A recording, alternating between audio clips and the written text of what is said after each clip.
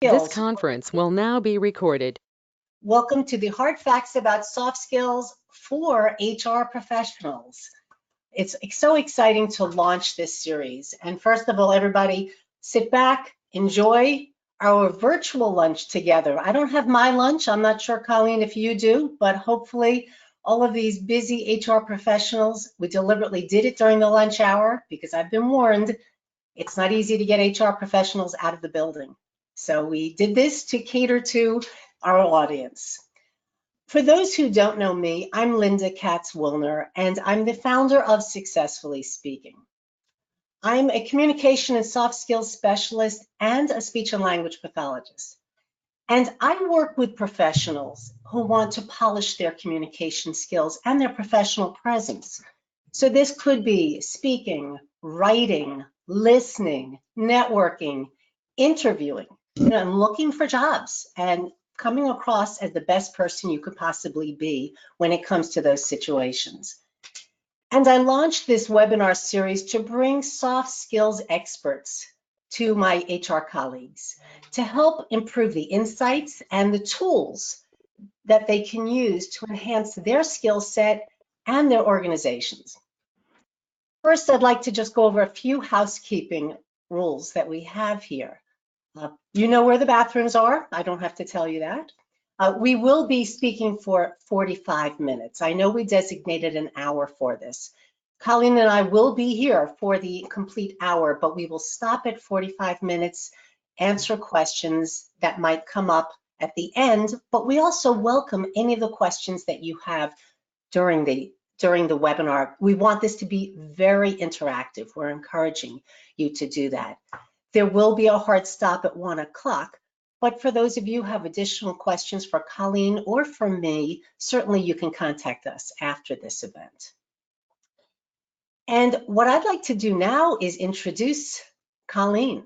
For those of you who do not know Colleen, you are certainly in for a treat. I've known her for many years and we've done a lot of work together. For those who do know Colleen already, you can appreciate the value and the knowledge that she brings. And we keep coming back for more, Colleen, because there's always more to learn. And it's always, we know that LinkedIn is constantly changing, so there are always new things to learn. What I'd like to do first is let Colleen introduce herself, a little bit about who she is. And I know some of you have already read her bio, but just to start with that. Well, welcome everyone. It's great to be on the call with you today. And thanks, Linda, for inviting me. So I founded Intero Advisory in 2011, and we focus specifically on LinkedIn. We are not social media strategists. We are LinkedIn specialists, and we help individuals and companies learn how to leverage LinkedIn for personal branding, business development, and recruiting. So we have seen quite a bit over the last 9 years and have worked with thousands of people to help them elevate their presence on LinkedIn. So I'm excited to be here today to share a little bit of what we talk with HR professionals about every day. Okay, and thank you, Colleen. And one thing I didn't mention is there will be a survey afterwards through email. So please complete that so it gives us some feedback on what works and what we can do to make these even better. My first question for Colleen, and this is interesting, we've entitled this, or you've entitled this, being the MVP in the workplace. So of course, I thought the most valuable player. But that's not only what that acronym means, Colleen. So tell us a little bit about why you use that acronym. Well, I might have been actually building this deck and thinking about this when I was watching football on Sunday. I don't know, I'm not quite sure. But the whole idea of MVP, first of all, it's easy to remember. And I wanted to focus in for HR professionals on how important your role is right now in the organization. Always been important, but right now I think it's particularly important. You really can be the MVP of your company because attracting, hiring, and retaining talent is the #1 topic that CEOs talk with us about. And I go all over the country and talk with CEOs, and this is their #1 issue. Used to be sales. Sales is still up there. However, right now it's really recruiting. It's finding good people. And I think you are instrumental in helping your company do that successfully. And that's a great point, because I keep hearing that there's such a difficulty filling spots in these companies, and people are moving quickly. If they're not happy, they're moving to another company. If they're not the right fit, they're moving to another company. Something you mentioned, Colleen, is how to be different, that not all HR professionals see themselves as recruiters, or they may not have the same mindset. What can you tell us about that? Yeah, and I'm going to actually just kind of minimize this a little bit and just kind of focus on a couple of things right now and lead into that mindset, because I often think that on the recruiting side, people are less, or the HR side, people are less thinking about their personal brands than perhaps they are on the marketing and sales side, or the C-suite, where they're a little bit more accustomed to being the face of the company. This is where I think it all begins. And I do want to preface and say, we look at LinkedIn as a business tool, not social media. And when you look at LinkedIn as a business tool, and I'm sure many of you do, you begin to have a different lens, right? There's a more critical eye. How you show up is really important. And so I just want to, share this one slide for a second, and I don't want to spend too much. I want to go back and forth between being conversational and sharing these slides. But I think that these are 4 components of really mastering LinkedIn as you think about building not only your personal brand, but your recruiting initiative for your company.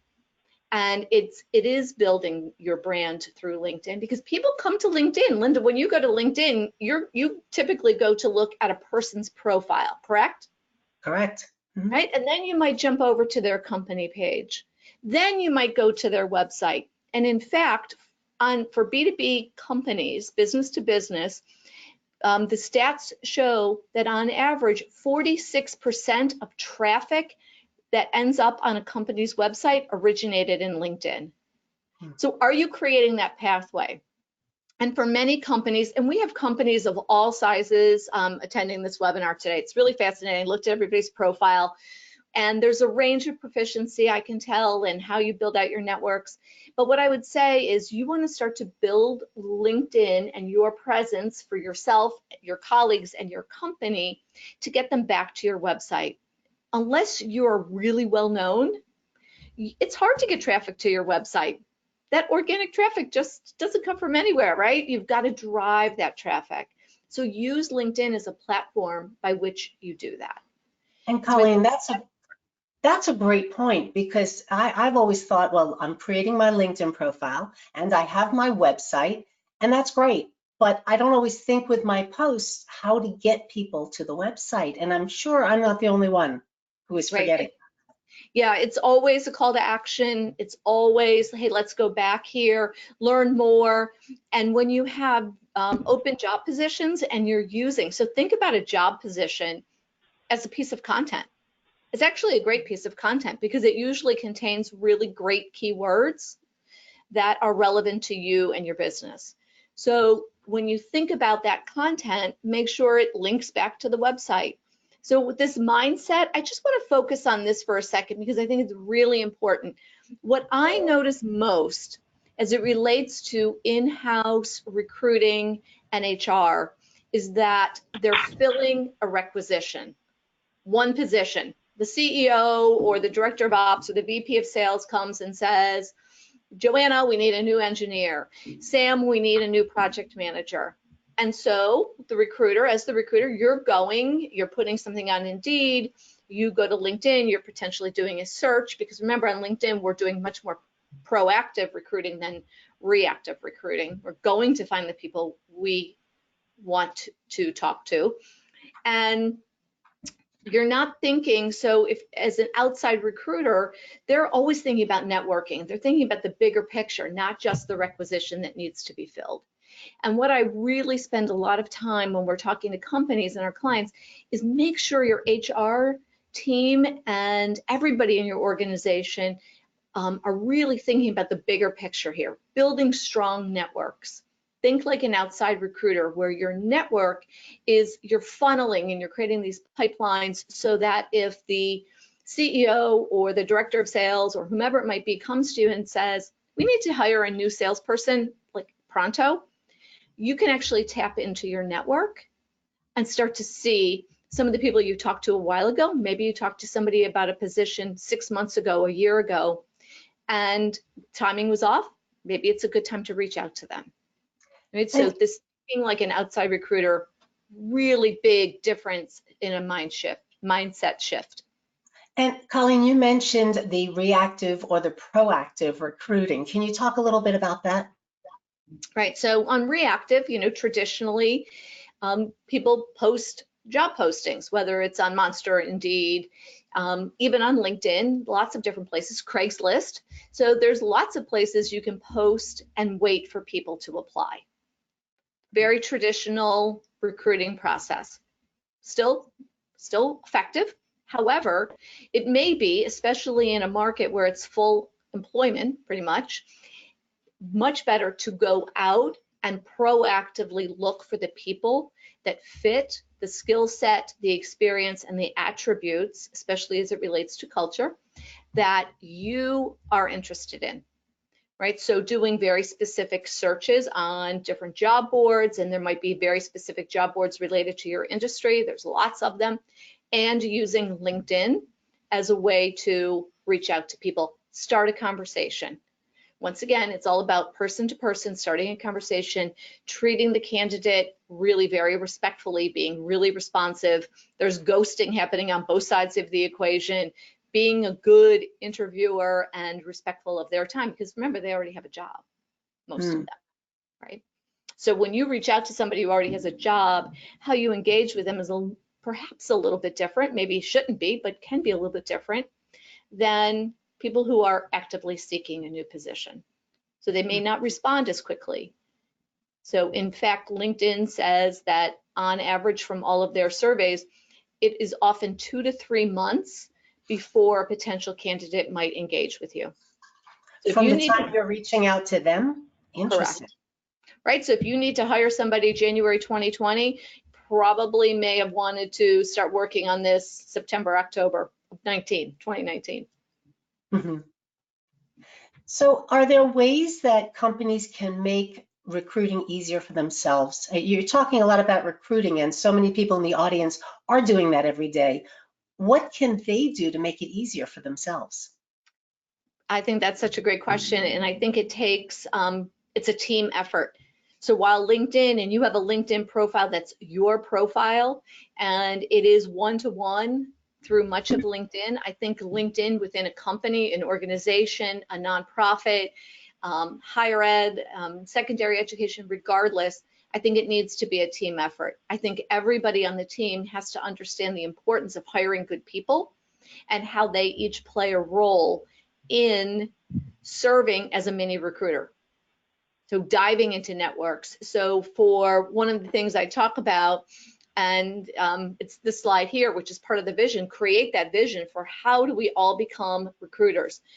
You as an individual recruiter who might be sitting on this webinar, or an HR specialist who, are really tasked with finding new talent, you want to engage as many people on your team to help you.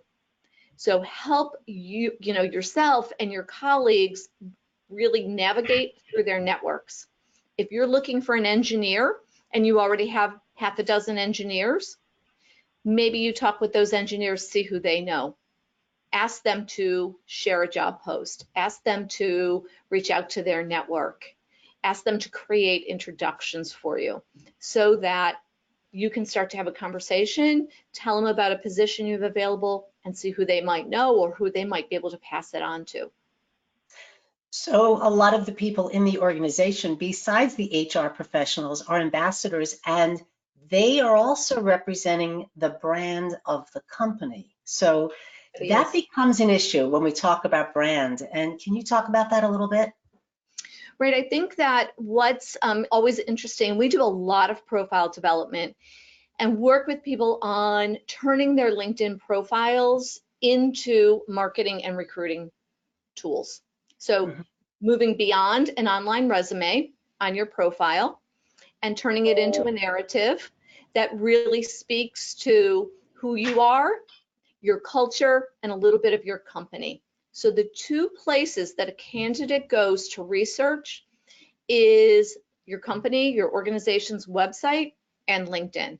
So they want to start to see who the other people are that work in that company, right? And they can see that very quickly from the company page, your company page. Mhm. And so if there's 10 people, 5 people, 10 people, 500 people, and you're all talking about the company, the organization differently, that really kind of minimizes and sort of dilutes your message overall.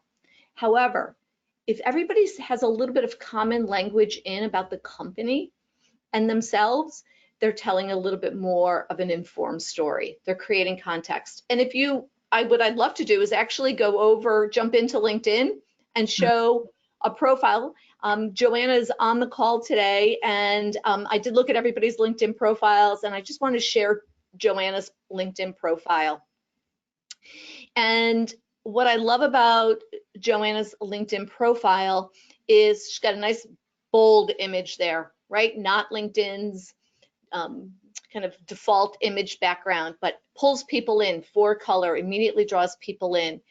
She's got a really great title here in her headline. So talks about her title, her company name, and then a value proposition, right? So we're starting to draw people in.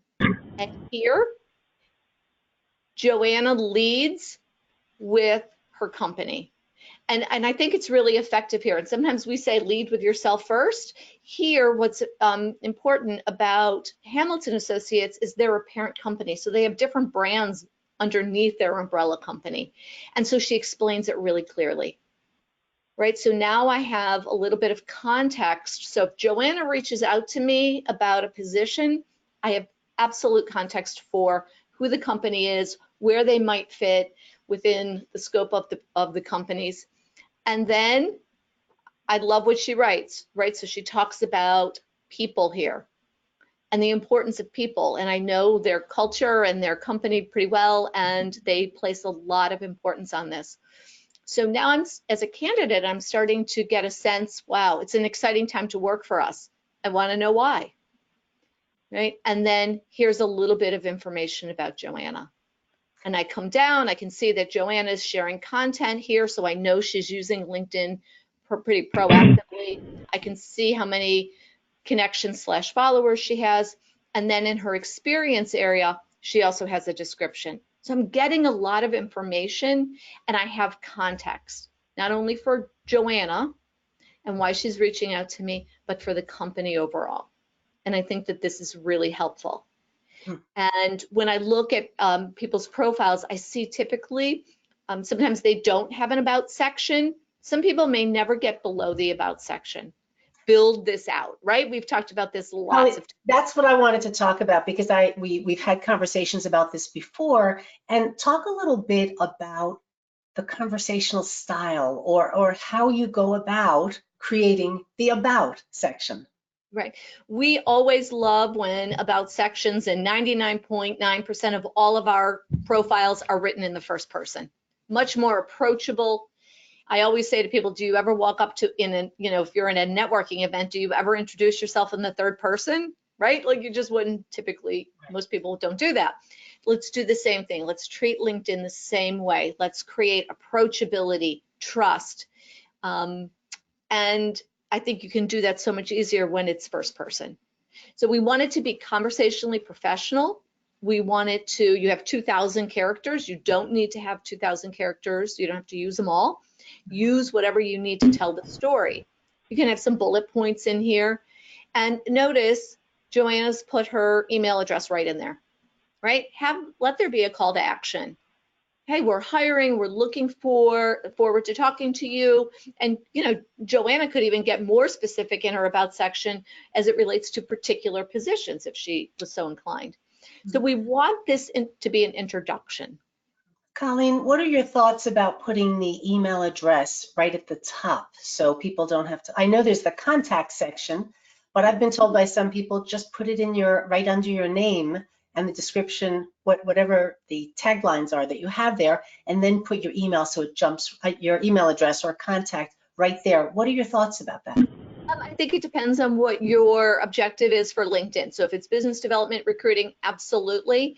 We like to use and have a value proposition here so it doesn't look as bold as, hey, here's my email address, right? So a little bit more context, and we want to weave keywords in throughout the profile so that, remember, LinkedIn is a search engine, just like Google, just like Amazon. They're all search engines. So build in the right keywords and use them to your advantage. And I guess what relates to me as working with public speaking is also know your audience. And so depending who the audience is you want to attract, like you said, you might want to have it right out there, or maybe that's not the most important thing they need to see. Right. And what I love about your profile, Linda, is there's a couple of things I think you do really well here. You're a speaker. So here you are speaking, right? It's just kind of I already know based on looking at that you're engaging with an audience of some sort. Built in great keywords here, right? So yours is less value proposition, more specific keywords. Love that. And you do have your email, right? You want people to be able to reach you. And then down here, you start yours off with your mission. Really great. So I think that's really very important. And all of these, and you can see, voice empowerment, public speaking, all great keywords.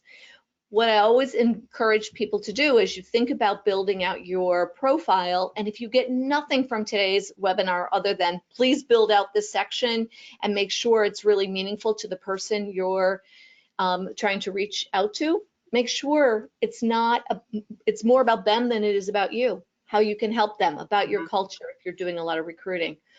And it's just engaging, right? Make sure somebody edits it for you, because this is a first impression. So from presentation skills and communication, this is really another form of what you talk about all the time. Definitely. And you're making an impression, and if you don't check what you're writing or it's grammatically incorrect and I want you to hire me, you're going to think twice. It may not be important for my position, but it still is reflecting who I am and how attentive I am to details, which is an important soft skill that we certainly could be looking at. Yes. So a question to those that are attending, just drop it in your chat, and would love any of your questions as we continue. How many of you feel like you need to do a little bit of work on just your profile and positioning yourself to think a little bit broader rather than just about one requisition? So just drop it in the chat. The chat is right in your control panel. We'd love to hear from you. All right, so just a yes if you feel you need to. How many of you think you need a little bit of work to build out your LinkedIn profile? So you can drop those in. I know for sure I need to, right? It's a work in progress. It's always good to just keep moving it along, adding to it quarterly, at least quarterly, update it. And there might be something new you're doing. So just think about those ways that you can really continue to enhance your profile. Colleen, does it help when we always think of SEO and you're talking about keywords? I know on websites and YouTube channels, if you keep adding content, it moves you up in the search. What about with LinkedIn? Same thing. So there's 3 areas that are really important that LinkedIn's looking at. 1, the content on your profile. If you have very little content on your profile, LinkedIn's going to say, based on what we know about you, this is what we can suggest, right? So people will say, ooh, LinkedIn's random. LinkedIn is only random if we're random. So content is very important. Those keywords are critical because that's how other people are doing searches too. Number 2, the relevancy of your network. So if you, for example, know in 2020 that you're going to be working on hiring 15 engineers over the course of the year, and you're not connected to any engineers, that's not going to help you. So LinkedIn looks at the relevancy of the network and they're like, oh, you're connected. Linda, you're connected to a lot of HR professionals. Here's more HR professionals. So if we said to you, Linda, we're gonna have you recruit for systems analysts. Probably don't have a lot of systems analysts in your current network. It's good. You're gonna have to build that network. So you're gonna have to jumpstart your network and start connecting with those people. And I saw that happen just today on LinkedIn. I know somebody who I'm connected with who is in a new position in business development, and she posted on LinkedIn today, does anybody know architects or whatever that was, because she did not have that in her network, but now she needs it. And so hopefully they share it. And I know on LinkedIn, sometimes it pops up other people that you should connect with, and that's because of the connections. Could you explain that a little bit? So the more first level connections you have, the more second level. We want to turn second level into first level.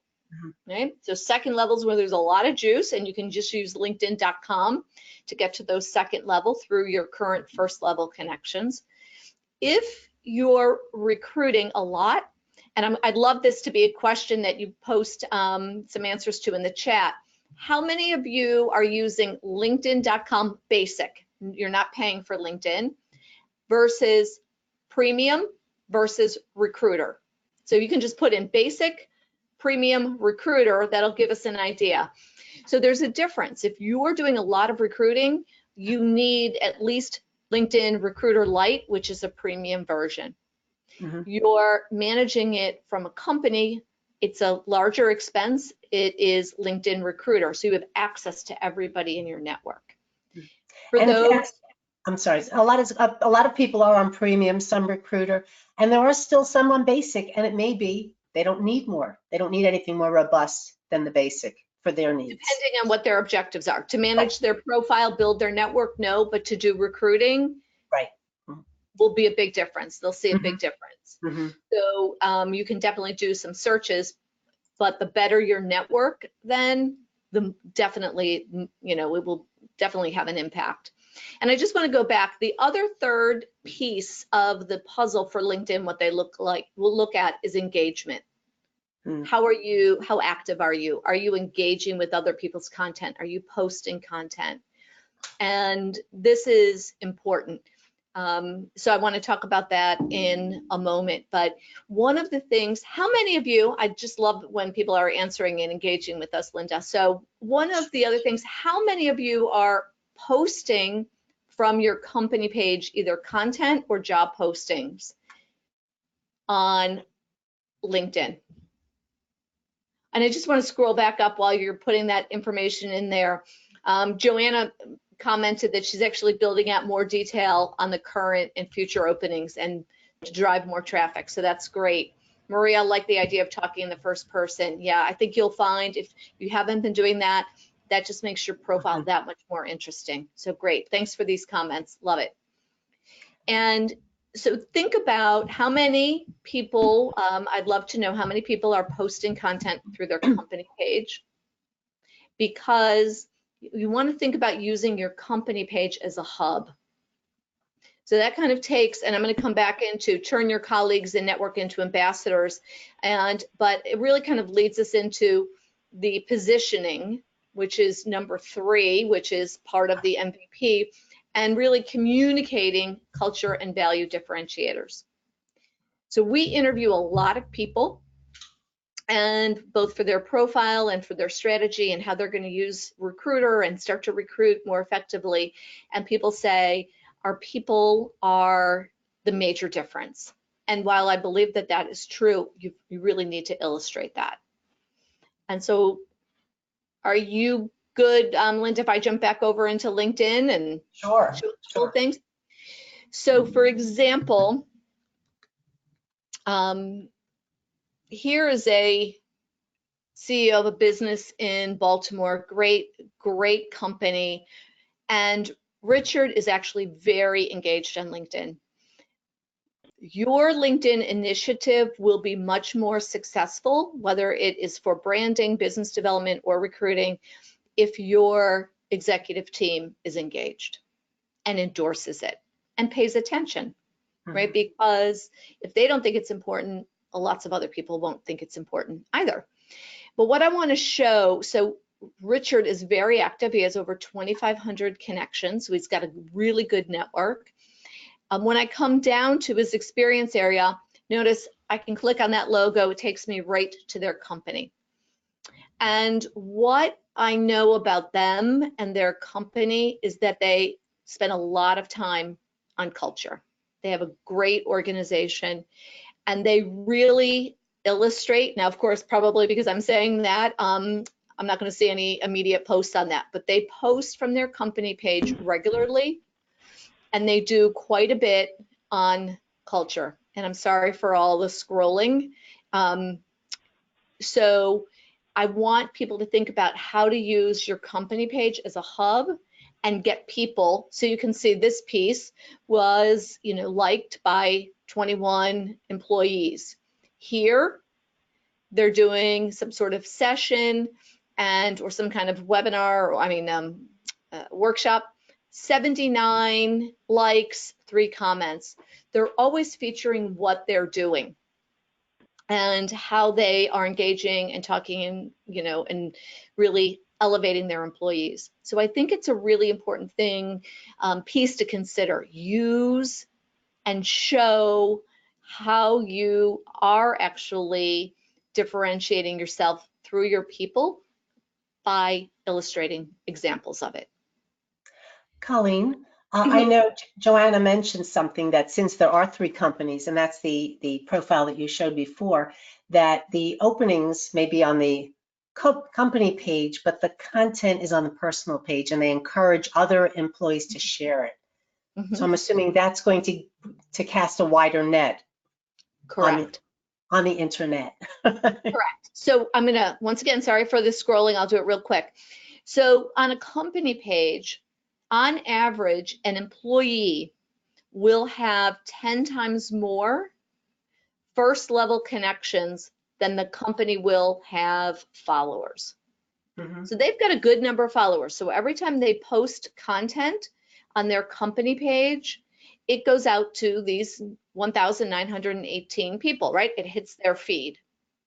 However, if Richard, for example, comes in and shares this, it's going to go into his network. Well, he's got 2,500 people. So imagine, you have however many number of followers on your company page, and people always want to expand. They're like, we need more followers. I'm like, great. You can build and, encourage people to follow your company. However, you want this content to get into the networks of individuals. So that's why you really want to build out as, the HR specialist, recruiter, you want to build out a great network. And what's interesting is the people on the call today, we have the range in people's networks range from 19 in one person's network to over 8,000 in somebody else's, and everything in between. So I'm not saying you need thousands of people, although an outside recruiter will typically have a very large network, right? Because they're just connecting and building a database. So think about your initiative. You probably want at least a few hundred. Colleen, I'd like to go back to something because there were some comments, and there were several people who had the basic program where you don't pay, and it may serve their purposes fine. Why would somebody, besides recruiting, because I know there are other people in the audience who aren't just doing recruiting, besides for that reason, why should somebody step up to premium? Right. And they don't need the recruiting piece, but what's the benefit of the premium? Right. So there's LinkedIn.com, which I say is really for more a recreational user. They want a great profile, build a great network. They can engage. They have enough there. If you suddenly say, okay, I'm going to be really intentional about using LinkedIn for personal branding, thought leadership, recruiting, business development, you need more access. Now, we are not, and we have not for the last couple of years been recommending premium very much. And the reason is that LinkedIn about 2 years ago took all the best features out of premium and only have those features in LinkedIn Sales Navigator, which is built for business development and sales. That's a whole other webinar. Right. That, and then there's Recruiter. And LinkedIn Recruiter is a corporate license, starts at about $10,000. Where I would recommend premium is for anybody starting a job search, for example. So you can do premium career. Your profile will then be seen by more recruiters who are doing searches. you'll have access to InMail, which is LinkedIn's proprietary email platform. Okay, so you can reach a little bit further out. And then Premium Recruiter Lite. So I really like Recruiter Lite.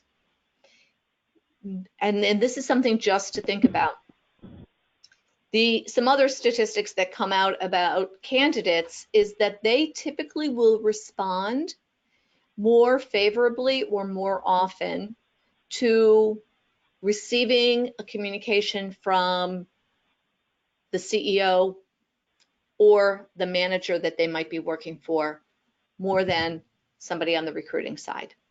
Because lots of recruiters are using LinkedIn. So imagine if they get something, imagine, Linda, if you get something, the CEO of, a particular company. Hey, Linda, right? I noticed that your skill set and your experience fits really well with a position we have open. Love to talk with you. Seems a little bit more personal.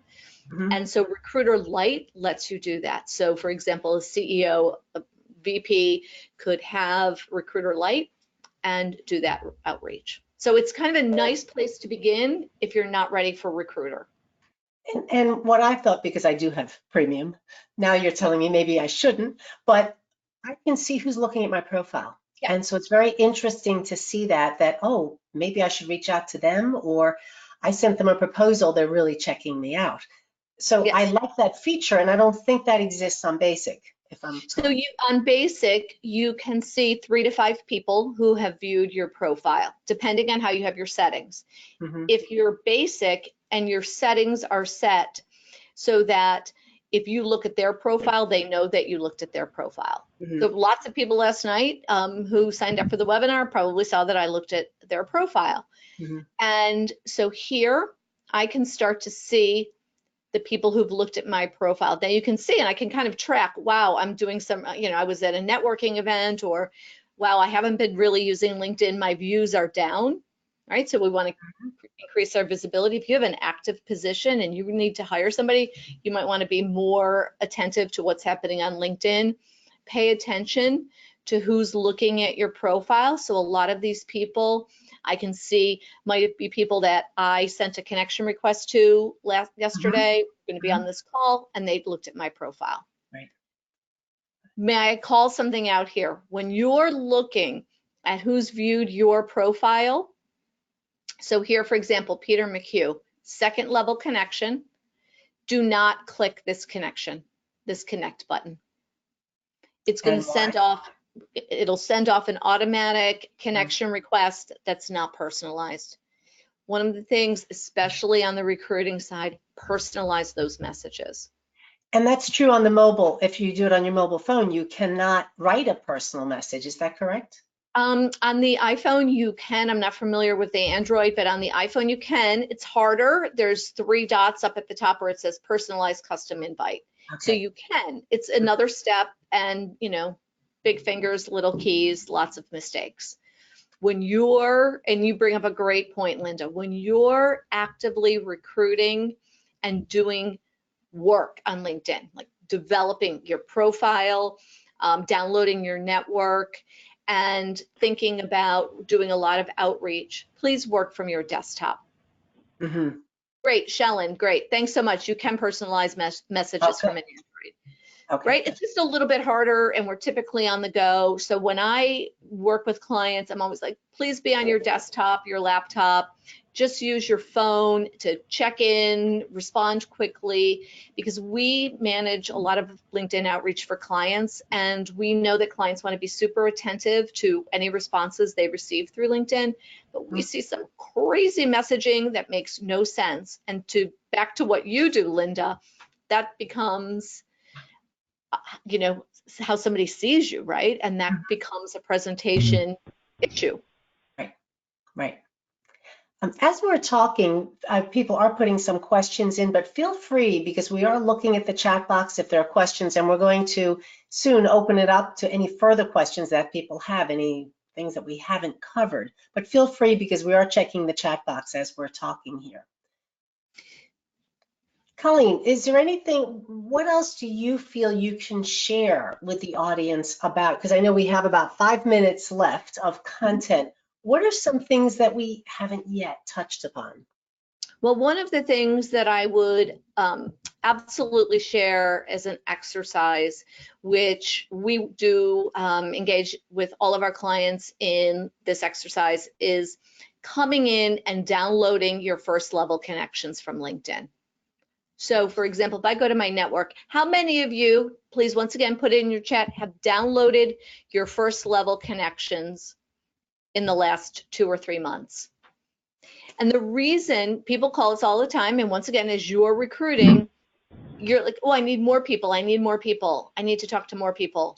And while that's easy to do because we can do some quick searches, what you also want to know is who you're currently connected to, because I guarantee there's opportunities and there's gaps there.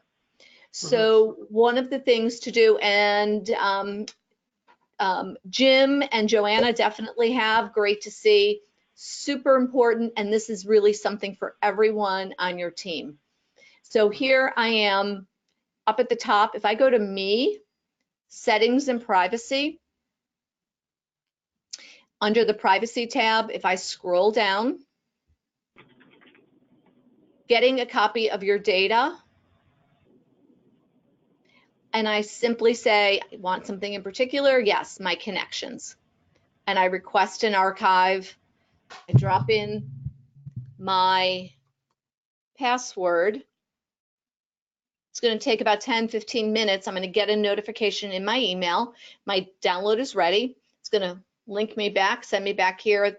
This request pending is going to go to download archive. You're going to download archive. You're going to download it. It's going to be in a CSV file. It'll open in Excel. And you're going to see all your first level connections. You will see first name, last name, company, position, when you connected with them.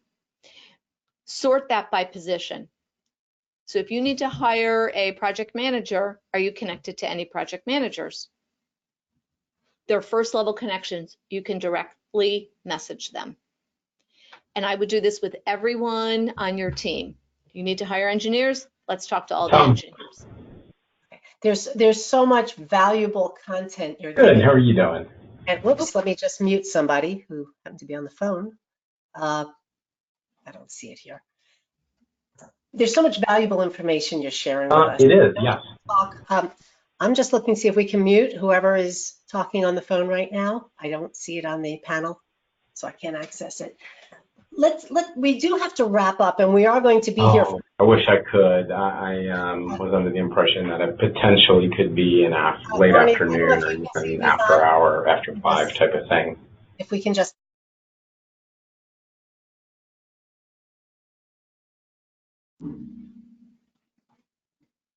Okay, I was muted for a second. Here we go. I want to wrap things up, but we are here for another 15 minutes, but I want to respect everybody's time. But I can't thank you enough, Colleen, for the wealth of information you always offer, because it always makes me think of what I could do now, what I can change. Like you said, keep revisiting your profiles because you can always add to it, whether it's content of videos or engagement or an article, or just looking at your about section and realizing, is that representing who I am today, not who I was a year ago? What I do want to do, and certainly if people are interested, we can have additional webinars with you, Colleen, but I do want to talk about the lineup. We are going to have webinars every month. And next month, we're going to have a webinar. For those of you who are local may know Chris McDonald of McDonald Consulting Group and Sandler Training, and he's going to talk about onboarding new employees to your corporate culture. Again, another soft skill as far as understanding culture. And my goal in these webinars is to bring people here who can talk about aspects of soft skills, because that's near and dear to my heart, but help HR professionals with the skills and tools that they need. Colleen, I know the tools and the advice you've given has been phenomenal. And what I'd like to do for those who have to leave at 12:45, certainly we will also have a video of this. But if anybody has questions, we're here until 1 o'clock for any questions you might have. You can post it on the chat box, And there's still a lot of people here, so I don't want, if we open up to mics, we might have some other problems. So are there any specific questions or anything else that you would like Colleen to talk about in these last few minutes that we have here? Yeah, it looks like Joanna has a question. What are some best practices or methods you've used to encourage middle managers that are hiring new talent to make more robust profiles to attract better talent? Let's take that one first. Really important. I think everybody's profiles need to be updated. People need to understand that their profile is a tool that benefits not only them, but the company. And so kind of an initiative from the leadership team that says, you know what, if you work on your profile and here's a template, one of the things that I'm just going to pop up this slide. Yes. We have an online learning platform called Inside. Here's a promo code, Colleen Pro. You can have 30 days of access. We have profile builder guide templates in there and a profile builder guide that will walk people through. So everybody needs to understand that this is a huge marketing opportunity as well. And in the end, everybody's profiles looking more engaging makes everybody look better. What CEOs say to me is, oh my gosh, well, my team's going to get recruited away. Well, the fact is good talent's always going to be recruited. But if they're less online resume oriented and more speaking to candidates and buyers and referral partners, they're just going to be way more engaging, and it speaks about the kind of company you have. So just those conversations in meetings and one-to-one, maybe Joanna, you become the champion and you sit down with particular teams and show examples of good profiles and how they could enhance their profile. And maybe you work on that a little bit with them. Would you encourage managers to focus on the about or experience section? Always the about first. The about, because that's what people will see initially, and it really should be that person at 30,000 feet. Then the experience more day-to-day, what happens tactically. So people want to know who they might work for and who employees are at a potential employer. Absolutely. Just like you're all talking about the culture in your organization, a lot of people want to work in a good culture. They want to know about culture. So if that is something you spend a lot of time on, then promote that, but also show examples. So sometimes I see people post those types of images, parties, community service on Facebook. And I think, well, that's great. LinkedIn, you definitely want to put them on LinkedIn. Different intro, but you definitely want to put them there. So Colleen, so the social, where we think of Facebook is more social, if we're just doing those social things on Facebook, then we're not showing the culture of our organization or what they can expect if they are working there. That's a good point. And it can be fun stuff too. I mean, I have to say, we have dogs roaming around our office all the time. Sometimes we'll put an image of a dog up and that gets more views. And, and so there's a place for some level of, it's the culture, it's what we do here. So it feels okay and people like that. So it's professional, but you can have some fun in that area too. If you don't mind, one of the last things I just want to show on our website today, we have a new blog that just was posted this morning, Hiring Metrics in the War for Talent. Take a look at that. That's a great post. It goes in a little bit deeper. If you need some metrics on your recruiting initiative, I think that might be of help. And along those lines, Colleen, I know you will be sharing, we're going to send out an email afterwards, and you will be sharing some resources so that they will have access to some of this information that you shared here today. Correct. But absolutely, try to check out Inside. We do group coaching there. So we really go, it's where all of our best content is. And it's really a great place to go deeper and help the people on your team. So make this a team effort. I think that's maybe one of the biggest takeaways. You can't recruit alone. You need other people in your organization to help you. You need to continually enhance your brand personally and corporate, and you need to build great networks. And remember that you're the ambassador and the other people in the organization are the ambassadors. And so, of course, what I like to talk about is make sure you're representing your organization in the way that you want it seen. Both how you look, how you sound, and what you say to them, because that's what I think is so special. Well, right. I mean, I think as you talk with your clients and all about presenting and, this is a digital handshake. This is the next best thing. Sometimes you're not going to meet somebody in person. And so how you present and show up and engage online is critically important today. It's becoming more and more because I'm hearing even from the HR professionals that they're not getting the face-to-face. It's either AI that's looking at the resumes, or their first interview is with a bot on the computer and they're not talking to the HR person. And so we're in a world today where we have to make sure that we're representing ourselves in the best way possible. Absolutely. Absolutely. So with that, if there are no more questions, I don't see any more coming in. Let me just check and see. Great feedback, Colleen. It's been an amazing webinar. That's what we're hearing. And some people just left, so. Yeah, so let's ask some others. What's one thing that you're going to do as a result of today's webinar?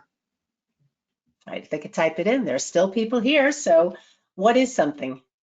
And we'll be asking you that in the survey as well. But what is something? And we can share that if people want to post in what their next call to action is when they get back to their desk, or if they're still sitting at their desk and they finish their lunch, what can they do next when they have the time to do it? Work on my company webpage. Great. Absolutely. And okay, review all profiles of everyone in the company to make sure we're consistent in messaging about the company.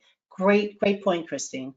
Great. And you know what? And look and see how your company, how people look, because most people aren't looking at how they actually come across. So do that evaluation.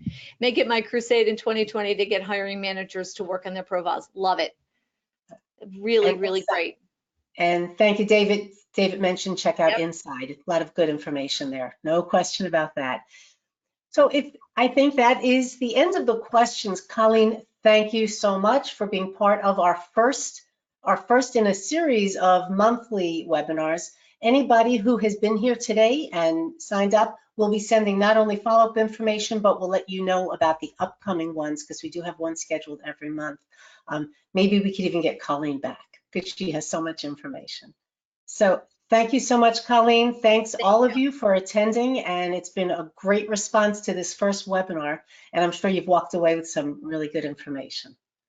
Thank you all. Have a great day. Okay, have a great day. Bye, everybody.